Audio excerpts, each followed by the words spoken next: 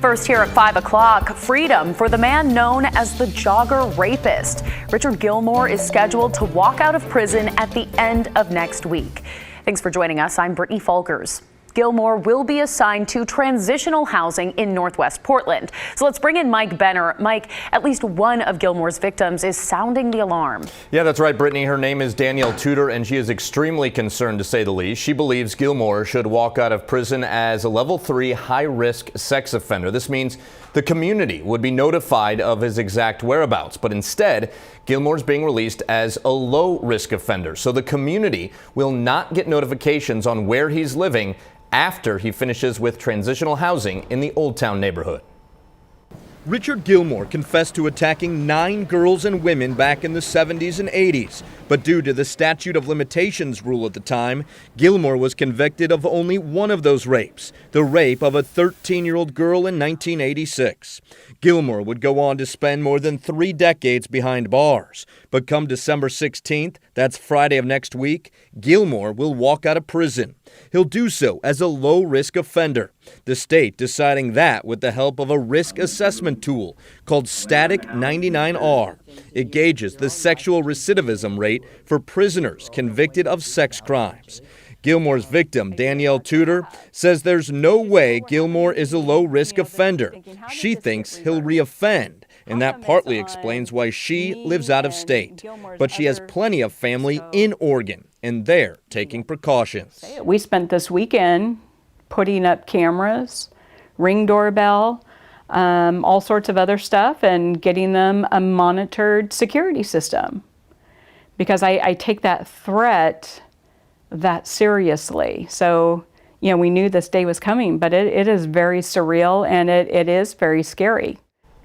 All right, it's worth mentioning again, Gilmore's release date is December 16th. He is slated to be on active supervision for at least 3 years. Brittany? Mike, thank you. The U.S. Postal Service is now offering a $5,000 reward in the search for a man who attacked a mail carrier. It happened last Wednesday in the Overlook neighborhood in North Portland. A homeowner and the mail carrier were chasing after a package thief when that thief pepper sprayed them. Both are okay, but the thief got away. They are about 5'9" with a slim build and were wearing black clothing that day. Anyone with information leading to an arrest is eligible for the reward. Tonight, an update on Oregon's new landmark gun control measure. A federal judge could delay the law enforcement permit requirement for gun purchases by 2 months. It's part of Measure 114, which voters passed in November. Evan Watson is here to explain. And Evan, both sides of the lawsuit over these gun laws are now asking for a delay. Yeah, Brittany, the Oregon Department of Justice is now asking a federal judge to delay this permitting process because law enforcement agencies simply just aren't ready for it. As it stands, Measure 114 is set to take effect on Thursday. Oregon Attorney General Ellen Rosenblum says a 2-month delay would give law enforcement agencies enough time to get a fully functional permitting system in place for gun purchases.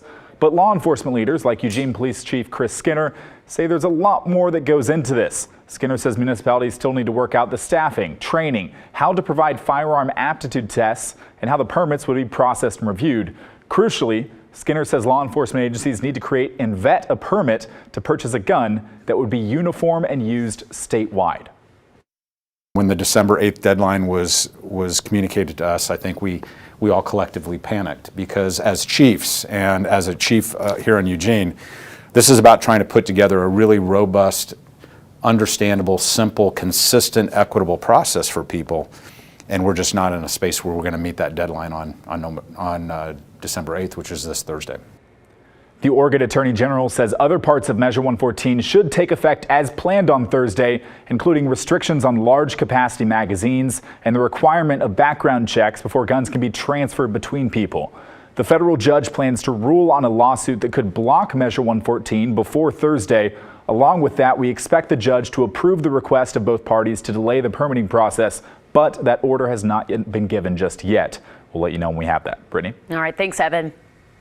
Crews are making progress cleaning up a landslide on Highway 30, but expect disruptions to continue. The slide is about 20 miles east of Astoria and shut down a section of the roadway there. ODOT opened one lane over the weekend, but the lane will only stay open at night. During the day, all lanes will be shut down between 8 a.m. and 4 p.m. so that the cleanup continue. If you drive there when the lane is open, be sure to watch out for flaggers and expect delays. A North Portland mom is trying to get justice for her son. It's been a year since 19-year-old Keon Howard was shot and killed in the Bridgeton neighborhood. Tylese Brown says her son was on his way to pick up his brother and got into an argument with a group of people. That's when they shot him. Others argued he was the aggressor, but police have not offered a clear explanation of just what happened that night. Brown says that she's frustrated with the lack of arrests and progress. She rallied with her support group yesterday to bring attention to the case. It made me angry. And so I'm here because I don't feel like justice has been served, and I'm not going to fight. I'm not going to stop fighting until I get justice for my son. Helping her in that effort is Lori Palmer. Her son was shot and killed in 2015. She started Go Get Your Child, a group educating families about gun violence. So what we need to focus on is healing. We need healing. I'm still in trauma. Everybody's in trauma. Trauma's behind the gun, and it's in front of the gun. We did reach out to police for an update on the case, but have not heard back yet. All right, we want to take a moment to talk to you about your car's extended warranty. Yeah, that probably sounds familiar, right? It's a line that you've likely heard over the phone before, or maybe you got a letter in the mail telling you that your coverage will soon expire.